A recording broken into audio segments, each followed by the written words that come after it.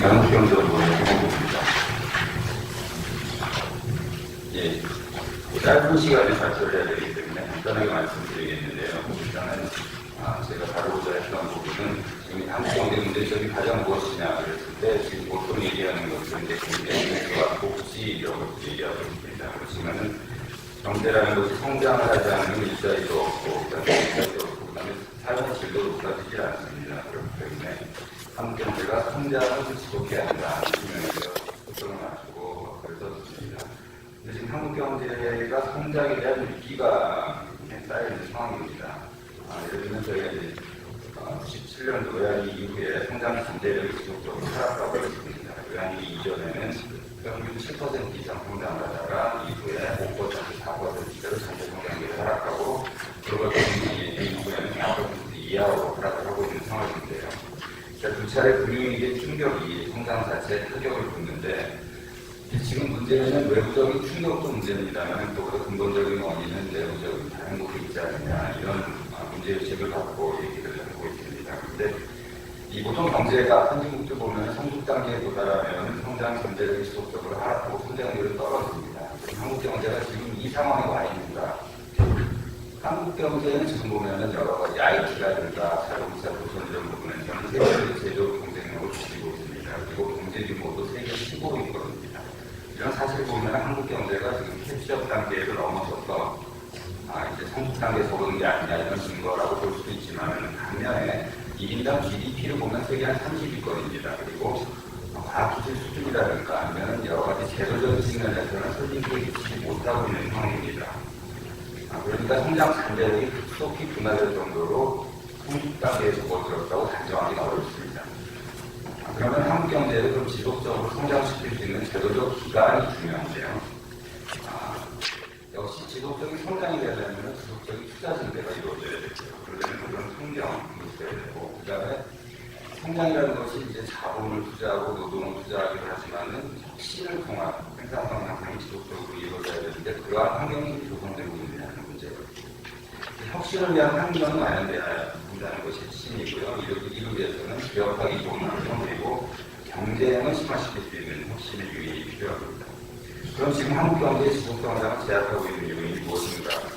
보면 이제 한국 경제를 성장시키기 위해서 그동안 이명박 정부에서 많이 노력했던 부분이 뭐냐면 규제 완화, 제도 선진화 노력입니다. 그래서 각종 규제, 노동시장 경직성, 그리고 불합리한 세제 등 이런 것들을 제약하기 노력을 했는데 여전히 기업 활동을 제약하고 있다.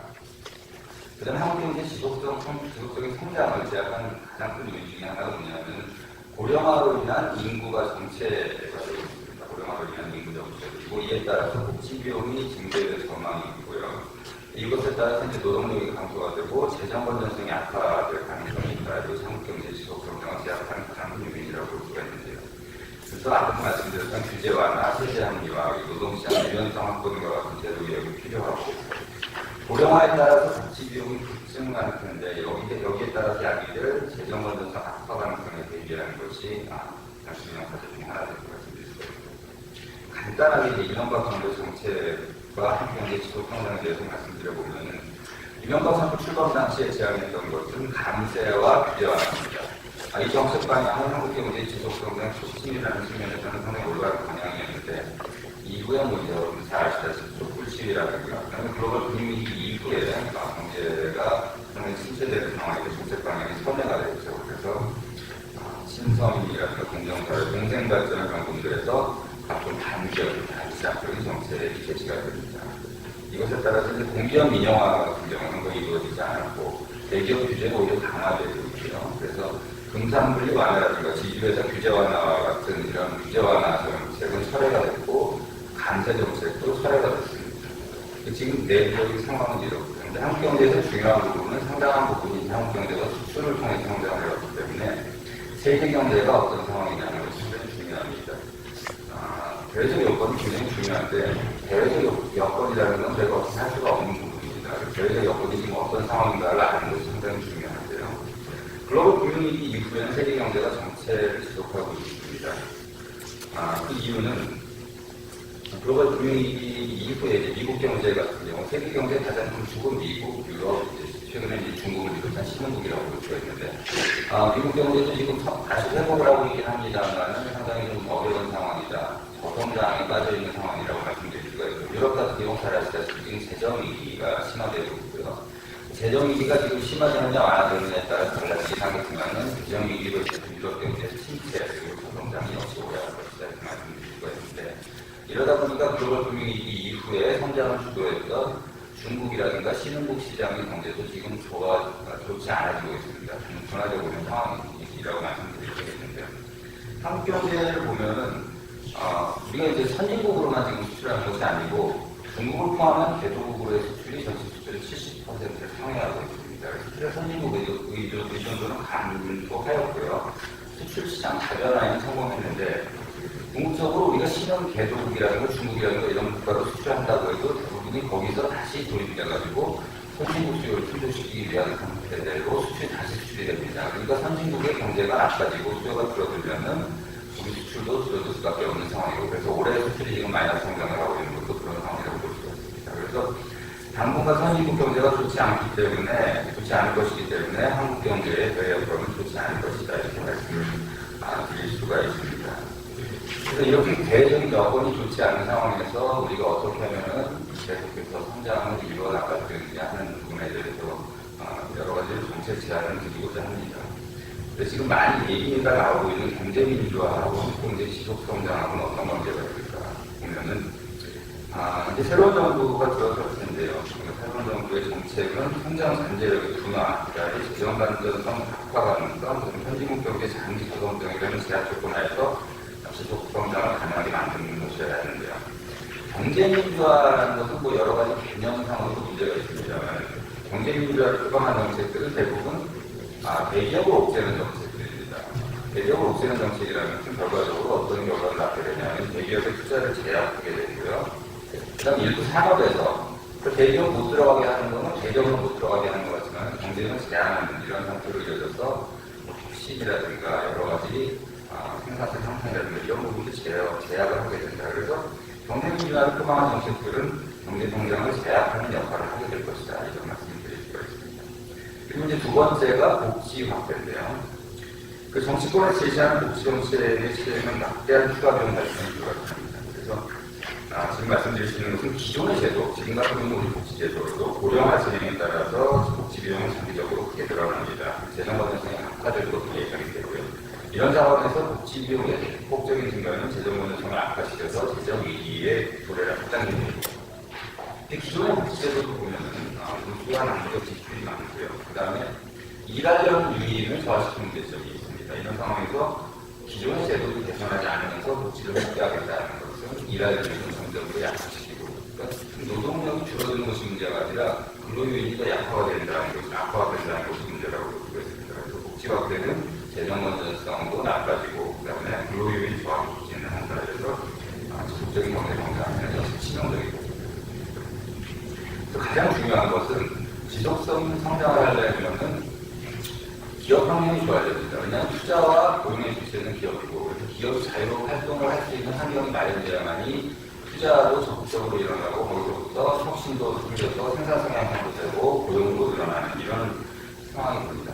그래야만 이제 성장도 하고 일자리도 창출이 되는데, 이런 상황 보면 이런 상황을 만들기 위해서는 역시 여러 가지 과제가 있습니다. 첫 번째로 말씀드릴 수 있는 것은 기업 환경 개선 같은 경우는 많이 이루어졌습니다. 예를 들면 이제 월드뱅크에서 나오는 그린리니지라는 게 있는데, 거기서 우리나라는 지금 한 8위 정도 기록하고 있는데요. 그렇지만 이제 문제는 기업들이 거기에 대해서 체감하는 정도는 상당히 낮다 이렇게 말씀드리겠습니다. 예를 들면 기업 대기실의 규제가 도입이 되고 있죠. 공정사라든가 공정발전이라든가 공정민주화를 만들어서 해서 여러 가지 규제들이 도입이 되고 있고, 이런 가능성이 높아지고 있기 때문에 기업들의 투자와 일자리 창출을 제한하고 있습니다. 그리고 두 번째는 기업들이 마주치는 규제라는 것이 결국은 지자체의 규제의 경우, 지자체의 규제나 법령의 경우가 많은데, 지자체 법령이나 규제가 상당히 미비되고 품질도 낮습니다. 이것이 기업 활동에 부정적인 영향을 미치고 있고요. 그다음에 잘 아시다시피 이제 정규직을 과도하게 보호하고 있는 상황, 교사관계에 대한 정직적인 규제 이런 것들이 역시 기업 활동을 제한하고 있는 이라고 볼 수가 있습니다. 그다음에 기업들이 느끼고 있는 것은 정부의 공식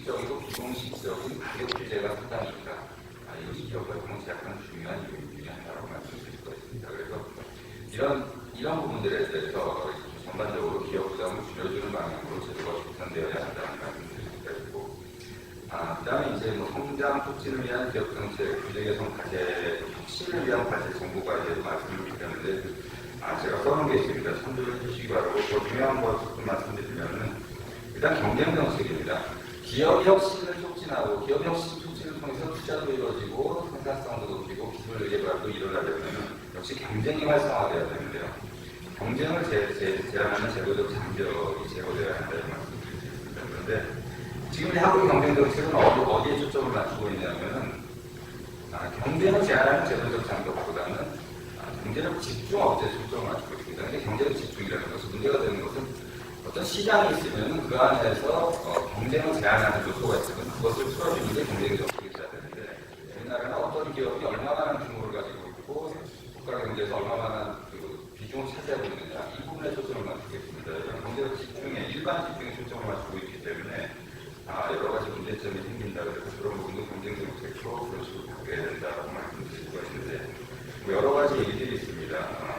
경쟁 제한을 비교하기 위한 규제, 이것이 이제 사후 규제로 바뀌어야 된다. 그다음에 기업 실력 규제자 사전적 규제는 기업 활동을 위축시키기 때문에 완화되어야 한다. 지금 경쟁 민주화라는 거를 명분으로 해가지고 출생제나 순환, 지금 출생제는 얘기 안 하고 있습니다만 순환 투자 금지 폐지. 그다음에 지주회사에 대한 규제도 오히려 더 강화가 되고 있고요. 분산비율도 완화도 못되고 있는 이런 상황이라고 볼 수 있는데 이런 부분들은 전반적으로 기업 활동을 위축시키고 기업의 투자를 제약하는 그런 요인이 될 것이다. 그리고 중소기업 말씀을 드릴 수가 있는데 중소기업 같은 경우는 9988을 해서 중소기업이 고용의 99%를 차지하고 있다 이런 얘기를 하고 있습니다. 그럼에도 불구하고 우리나라 중소기업들은 상당히 발전이 더디고 특히 중소기업에서 중견기업, 대기업으로 이렇게 늘어나는 옮겨가는 그런 것들이 상당히 부족한데요. 그래서 지금 중소기업 정책이 보호 육성이라는 기회를 탈피하지 못하고 있는 문제점이 있기 때문에 그런 말씀을 드릴 수가 있어서 중소기업에 대한 정책을 중견 대기업을 성장하는 환경 조성이 필요하다 이런 말씀을 드릴 수가 있습니다. 재정 조세 정책 같은 경우는 상당히 중요한데요. 재정 건전성 아까 말씀드렸습니다만 재정 정책이 장기적인 경기 조절 기능보다는 장기적인 재정 건전성이 발생하기 위한 정책을 초점을 맞춰야 된다는 말씀을 드릴 수가 있고요. 그다음에 재정 건전성 유지를 위해서 재정 준칙의 법률화가 필요하다는 말씀. 그다음에 법인세율이라든가 상속세, 법인세가 많아, 상속세보다 많아 이런 부분을 통해서 여러 가지로 투자를 활성화를 시키는 이런 재정 국세 정책이 되어야 되겠다 이런 제안을 드렸습니다. 그리고 복지 정책의 방향에 대해서는 여러 가지 말씀을 드렸습니다만 강조하고 싶은 것은 보편적 복지라든가 복지 전체의 확대보다는 기존에 가지고 있는 제도의 효율성 높이는 것이 가장 중요하고 이것을 통해서 오히려 진짜로 어려운 분들을 효과적으로 도와줄 수 있는 그런 복지 정책으로 바뀌어야 한다는 점을 제가 말씀드리고자 합니다. 시간이 초과된 관계로 발표를 마치도록 하겠습니다. 감사합니다.